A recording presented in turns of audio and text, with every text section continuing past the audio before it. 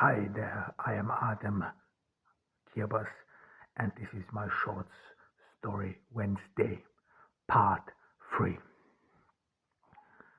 I went to the supermarket on this fatal day. It, Something felt different on this day. When I recall afterward, in retrospect, things seemed different.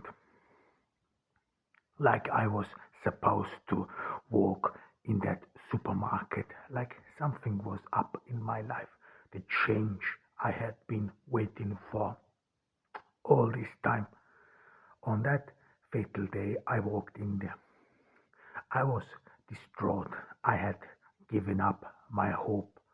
I did not believe that I would ever get out of this town, this home. I did not believe that I would ever become the superhero I aspired. But on that day, at the same supermarket, and I think it was even even rainy. It was gray. My The weather was probably reflecting my mood. Well, I don't know. I cannot remember. But however, when I walked in the supermarket, I saw Rosa. Rosa was not a nobody. I knew Rosa from school. We went in to the same class. I actually didn't think that she was still around. I had not seen her before, and I thought that she probably must have moved away like all the others. At least their stories on social media would reveal that they have accomplished a life somewhere outside and beyond the borders of this town, of this community. But Rosa was different. Rosa was very beautiful. She was this beautiful girl one would always notice. But however, she was never smiling. She was always, one could say, indifferent. Her beautiful dark hair, her beautiful long, her beautiful dark eyes, her full lips, all these features, it made her very attractive. But I cannot recall having heard stories, mm, stories about men, stories about girls who are making out. People talk about these things. There are a lot of stories about who made out with whom. People used to talk them, used to narrate them, and occasionally, if one remembers the time in school, then all these stories come up: who made out with whom, who was the whore, who was this, and who was that. Rosa was actually never a part of it, and this struck me always as odd, because at that day in the supermarket I saw her. What an attractive woman she was. She was beyond imagination. She was perfect. Her face composure, her her body, the way she moved. She had something fragile on her, like the way she moved through the aisles, the way her eyes tried to find something. She was searching. She was after something. She she seemed this beautiful woman who was lost somewhere in midst of the supermarket. I watched her, and at first I did not recognize her. She seemed different. She seemed alien. She seemed as if she would not fit to this place, to this old supermarket, which is which has not changed over the year. The same wall paints, the same foods, the same goods. This supermarket has been in generation, has been here for generations, and it was and and its whole appearance did not change once. Probably my parents went in to the same supermarket with the same wall paintings, with the same foods, and saw the same people day in and day out. This supermarket was the quintessential supermarket. It was about my life. It was about this mundane life everyone was living, like circles. You go around and you do not know how to get out of it. And yet Rosa was different. She protruded. She was kind of this woman who was lost, who was part of it, who maybe was only here to pass through just for a mile. She got lost on the highway, maybe took a wrong turn and then ended up here. This is the stuff what horror stories are made of. Someone who was living an ordinary life and then turned somewhere into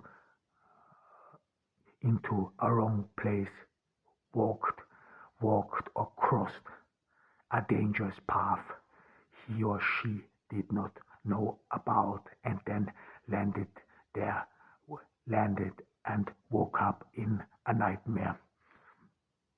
And all these people can is to trying to escape, and in all those horror movies you get a glimpse of the monster, of people who just have been waiting for someone to cross their path, some spider who has spun their web and was waiting years by years just for a poor victim like Rosa to come along. This is how she appeared to me.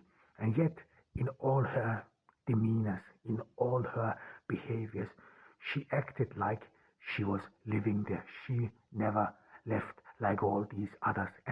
And despite the fact that we went to school together, went in the same class, yet she never became part of this town, of this city. It was like the city, this small town, has not written itself upon her. Her mind seemed to be still carefree, seemed to be still beyond these walls, beyond these borders. She seemed to be a woman who was sad like everyone else in this town. People here are sad, they don't laugh, they seemed to be all distraught, probably living through their mundane routines, their daily regiments, which give them meaning. However, they then give up. They have this facial expression which tells about hopelessness, about a dead end, and about the human misery for not being able to save oneself from this boring and mundane life. But Rosa was different. She had, of course, this sadness in her appeal, but yet she was indifferent, and she was beautiful. She was beyond words. She was actually a woman. One would look at her, look in these beautiful dark eyes, these full lips, and one would imagine how it would feel like to just hold her, to come closer to her and look these beautiful dark eyes swipe over and through this beautiful dark hair, touch her face, gently swipe over her cheeks, and then just stare in these beautiful eyes and wait for something. Something you assume is a glow flickering inside this this sea of darkness. Maybe a lighthouse which is telling you to come closer, and then you approach her, you hold your breath, and you pull her closer like you would share a secret with her. Only you and her. No one should hear what you have to tell her about your secret, which you try to put all in to your lips, all your strength, all what you wanna to say, you want to put in one kiss, and then you hold and you gently press your lips against hers. At first, it is awkward. At first, you are shocked, and you are just lump. Your lips are lump because you did not thought it through. You did not think that you would find the courage to kiss such a beautiful woman, and then you just stay there. You just do nothing, and it feels like an eternity.